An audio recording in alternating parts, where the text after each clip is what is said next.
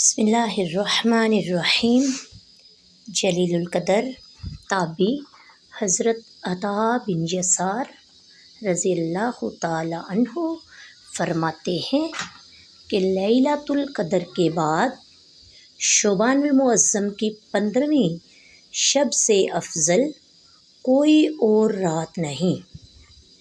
جس طرح مسلمانوں کے لیے زمین میں 2 عیدیں ہیں، اسی طرح فرشتوں کے لیے آسمان میں بھی 2 عیدیں ہیں، ایک شب برات اور دوسری شب قدر۔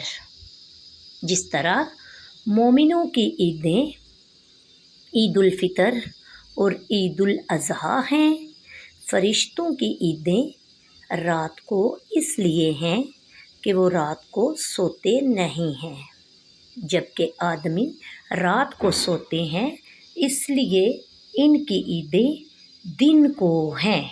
سبحان اللہ۔